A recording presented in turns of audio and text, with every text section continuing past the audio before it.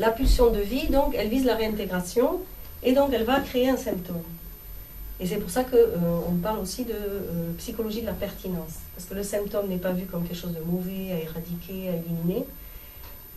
Il est évident que si vous avez des symptômes, que ce soit physiologiques ou même psychologiques, ça ne vous évite pas, si besoin est, d'aller voir un psychiatre, d'être soutenu par un traitement médicamenteux, autant au plan physiologique, autant psychiatrique. Hein, c'est pas ce qu'on dit.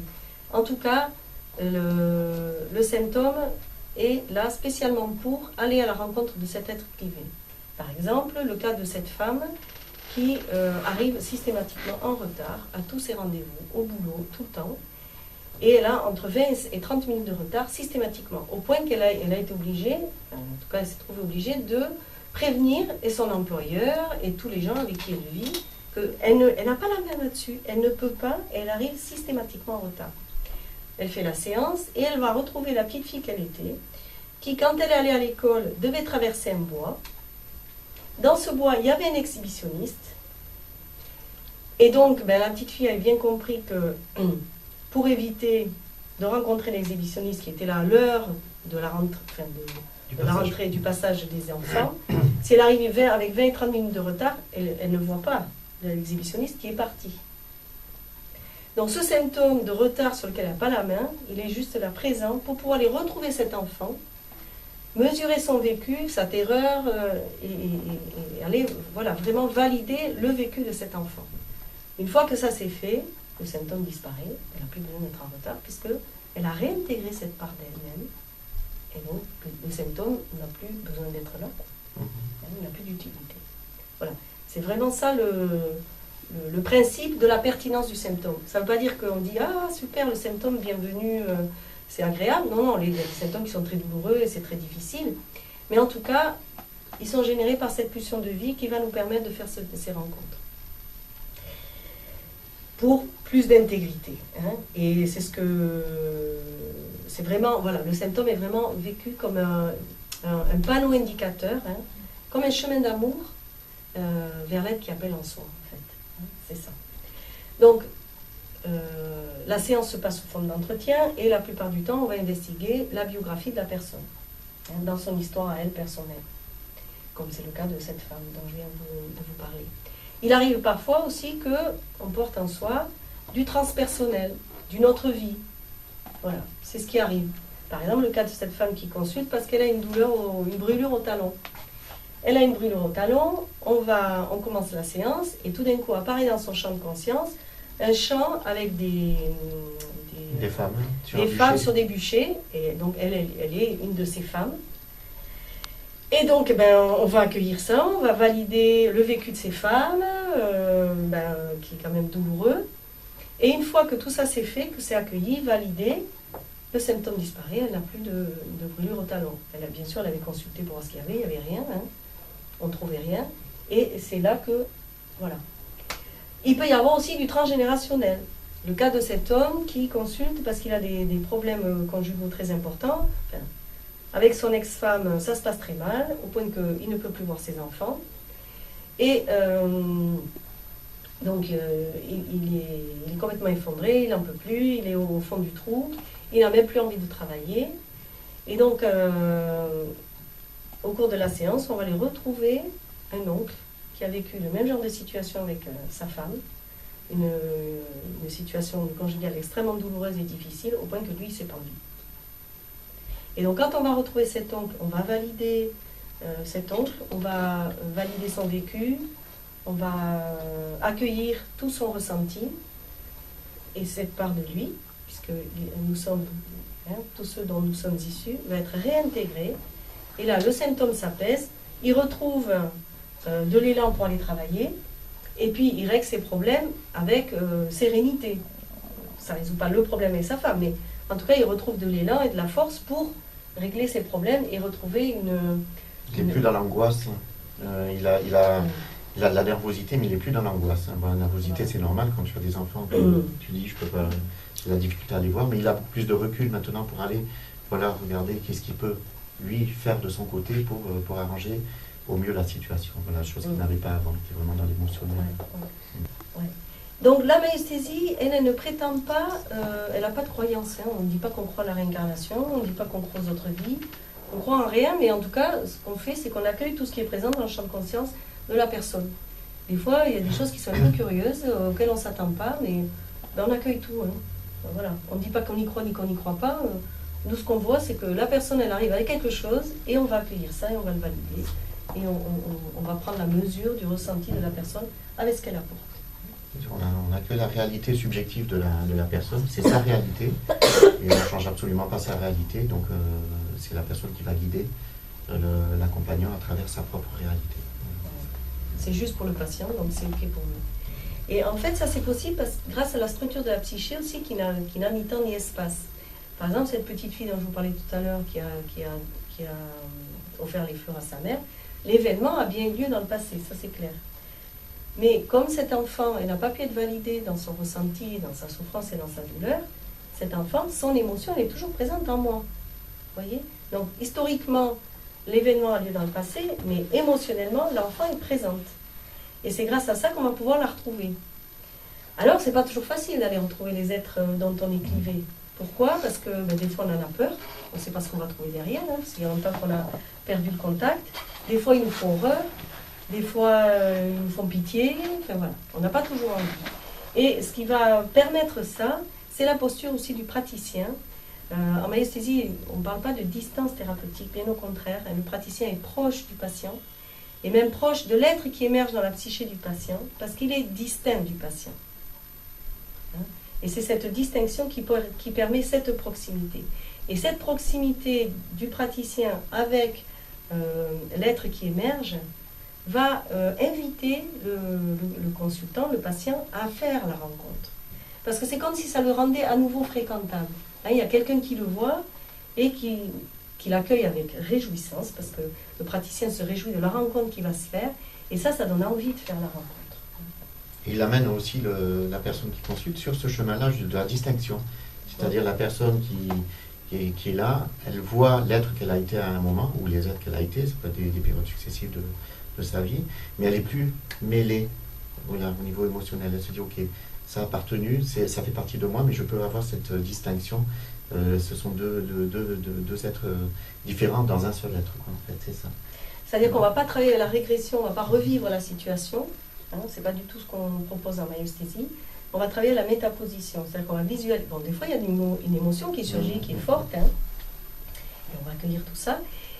Mais on va inviter après la personne à visualiser celui ou celle qu'il était quand il était enfant, et guidé par les paroles du praticien, on va aller reconnaître et prendre la mesure du ressenti de l'être qu'il était. Bon, moi je parle de l'enfant, mais c'est à tous les âges, hein, de l'être qui a souffert, et on va reconnaître et accueillir cet être pour le réintégrer en soi. Et c'est ça qui fait aussi que la séance, en règle générale, c'est pas lourd, hein, c'est plutôt même parfois joyeux, enfin en tout cas léger, parce que justement il y a cette métaposition qui fait qu'on ne va pas revivre la situation.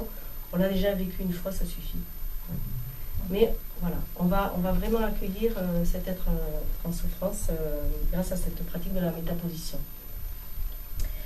Et donc ça se passe sous forme d'entretien, et c'est vraiment un partenariat entre le praticien et le patient. C'est comme si le patient il a une carte, hein, il a la carte, et le praticien il va éclairer avec une torche, et puis il va proposer par là, et le consultant dit non, je ne veux pas aller par là, plutôt par là, etc. Et le patient, c'est lui qui choisit où il va, jusqu'où il veut et peut aller. Et jamais le praticien ne va forcer, il accompagne ce qui est présent. Hein. Donc c'est pour ça qu'il y a beaucoup de délicatesse et beaucoup de douceur dans l'accompagnement. Quand le consultant dit non, je ne veux pas aller là, ou je veux m'arrêter, on s'arrête. Voilà. On est vraiment dans le respect de ce qui est possible aujourd'hui, maintenant. Voilà. Oui, il y a des choses qui, de toute façon, qui vont bouger en lui. Il y a dans ce côté, j'allais dire, de l'être, c'est-à-dire il y a l'être physique, il y a l'être spirituel, l'être émotionnel. Donc, à partir du moment où les choses sont déjà nommées, même si la personne ne veut pas aller à un endroit à un moment donné, il y a quelque chose qui va de toute façon y aller. Et à la prochaine séance, elle va pouvoir justement aller vers ce chemin-là un peu plus profondément. Donc voilà, la maïeusthésie, c'est une proposition pour aller à la rencontre chaleureuse de soi-même, de tous ceux dont nous sommes issus, de tout ce que nous avons été, celui que nous sommes aujourd'hui, et aussi peut-être aller vers le déploiement de celui que nous avons être. C'est une thérapie brève, en ce sens que pour un même symptôme, en général, des fois 2, 3, 4 séances suffisent pour un symptôme. Et voilà, c'est une thérapie plutôt simple, profonde, très efficace. Et voilà. Nous sommes ouverts à toutes les questions, si vous en avez. Elle se passe comment? Est-ce que c'est de la pleine conscience? Est-ce qu'il y a de la suggestion? Comment vous pratiquez? Alors, ça se passe sous forme d'entretien et avec ce qu'on appelle le guidage non directif. Par exemple, la personne, je vous le disais tout à l'heure, elle arrive, elle a une douleur au talon, elle a une douleur au talon. Et on va l'inviter à vraiment porter son attention sur cette douleur, cette brûlure. Et les choses émergent dans la conscience. Voilà. C'est les choses qui adviennent en fait, c'est-à-dire la personne, c'est-à-dire si Maïté Chou, je dis que j'ai une douleur au coude, admettons, et on me dit ok, porte ton attention sur cette douleur. Okay. Donc là, je vais vraiment être dans la conscience de la douleur et il y a quelque chose qui va sortir. Vraiment parce que je suis vraiment pleinement conscient au moment présent à ce qui se passe. Et là, il peut sortir n'importe quoi. Il peut sortir quelque chose que j'aurais vécu il y a 2 semaines, quelque chose que j'ai vécu il y a 30 ans, ou quelque chose de complètement qui vient d'un autre bout de l'univers. Je ne sais pas du tout ce qui sort, quoi, en fait. Je peux éventuellement aller à une séance et dire tiens, je vais travailler la relation à ma famille, à mon père, ma mère, mes frères, mes sœurs. Et tout d'un coup, si je porte mon attention sur la relation, mettons, porte ton attention sur la relation que tu as avec ton père, je vais aller sur la lignée des hommes, tu vois, du côté de mon père. Et là, je vais aller valider les hommes. Et du coup, il y a quelque chose en moi. C'est-à-dire, ça peut se résumer qu'à moi, ça peut se résumer à quelque chose de plus ample sur toute une lignée d'hommes dont je suis porteur ou témoin. Et ça crée un espace, en fait, supplémentaire. Et c'est de question en question, en fait. Oui. Par exemple, la douleur au talon, elle, tout de suite, ça a émergé. Mais par exemple, ça pourrait être je sens un vide. Ok, porte ton attention sur ce vide. Et c'est de question en question que la personne, mais voilà, tu vas dire tout ce qui te vient à la conscience, et des fois il y a des trucs qui ont l'air un peu étranges, mais ça fait rien. C'est ce qui est présent chez toi. Alors on va accompagner ça. Et ça se fait comme ça. Et c'est vrai que on est comme, ça nous met des fois comme dans un petit peu dans un état de conscience modifié. Hein. C'est comme si un peu on avait un film qui défilait devant soi, tu vois. Mais voilà, ça se fait comme ça avec le guidage non directif. On pose des questions et... Voilà, alors ça me parle en effet, hein, parce qu'en sophrologie, on va faire émerger, il va y avoir des prises de conscience, voilà, pareil, on tire un petit peu sur les ficelles, mais avant cela, si tu veux, il y a quand même une préparation, entre guillemets, avec les différents exercices de relaxation dynamique ou autres, qui vont déjà faire baisser le niveau de vigilance, tout en étant en pleine conscience, on va faire baisser le niveau de vigilance. Donc vous, effectivement, est-ce que vous avez un préambule, une préparation? Non, direct, on rentre, parce qu'en fonction dans l'état où va arriver votre patient, justement, est-ce que si vous avez quelqu'un qui arrive, qui est en état, j'allais dire d'urgence, d'accord, parce que est-ce qu'il va être en état de justement de prendre suffisamment de recul pour porter sereinement pleinement son attention, pour qu'après vous ayez des ficelles à tirer? Elle va poser son urgence. Voilà. Beaucoup d'émotions, s'il y a des larmes, on va accueillir les larmes. Il y a un temps, c'est pour ça que je disais, voilà, il y a un temps où la personne, il y a des fois, les personnes, elles passent 2-3 séances, elle a besoin de se raconter. Ben, c'est ok.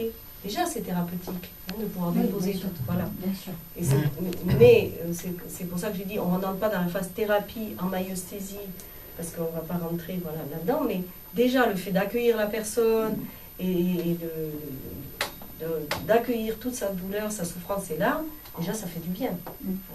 Donc, s'il faut un temps pour ça, on le prend. Mais il n'y a pas de technique, voilà, on rentre direct dans le sujet. Et une séance, des fois, peut durer un quart d'heure. Et c'est fait. Et des fois, il faut plusieurs séances. C'est le questionnement qui est à votre disposition comme outil, en fait. Vous êtes le vecteur en posant certaines questions qui font que ça va faire émerger telle ou telle chose, en fait. Puis le fait d'être pleinement attentionné à l'être qui est devant, puis l'être qui appelle derrière les mots, il y a quelque chose qui se passe En médiation, on appelle ça l'entre-deux. C'est ce que Thierry, je dis, c'est le nous-nous. Hello. Bonsoir. Désolée, mais alors vraiment... Désolé pour toi. Ouais, allez, viens t'asseoir. Téléphone, essayez tout ça. Essayez. Bon, on est content que tu sois là. Ouais. Bon. Ouais, c'est important. Oui, donc il y a dans cet entre-deux en médiation, on appelle ça cet entre-deux. Il y a quelque chose qui se fait, quand il y a deux personnes en médiation, il y a quelque chose qui se connecte, qui est au-delà des mots. Ouais. Et en maïeusthésie, on appelle ça le nous. Alors le nous-nous, moi j'appelle ça le nounou, parce que je ne prononce pas le S à la fin, parce que ça fait nounou un peu, voilà, c'est ça. Mais c'est dans cet endroit-là que ça se passe aussi. C'est-à-dire même le thérapeute, il va lâcher de toute façon, il n'est pas dans un guidage où il a un objectif pour la personne, il est dans une disposition d'accueil. Donc la personne elle rentre, je l'accueille de manière complète, inconditionnelle, donc j'ai déjà plus de... Mon intellect il fonctionne pas seul, il fonctionne bien sûr, mais il y a tous les centres énergétiques et corporels et mentaux, émotionnels qui sont vraiment groupés. En fait, c'est ça que je voulais dire, tu vois, je ne savais pas comment le formuler. En fait, c'est lui, enfin eux, ou la personne que tu rencontres, qui fait que l'intellectuel étant lâché, parce que quand tu vas voir un psychologue ou un psychiatre, tu as rien, psychologue, enfin parfois, mais tu es guidé, et là il n'y a pas, justement, donc... la création d'une boule de confiance. Oui, c'est vraiment... Et ce nous-nous, c'est le lieu de notre humanité commune. En fait. Oui, commune. C'est le nous-nous, moi j'ai pas très bien compris. C'est le lieu de notre humanité commune. C'est là en fait où se trouvent tous les êtres clivés. Non.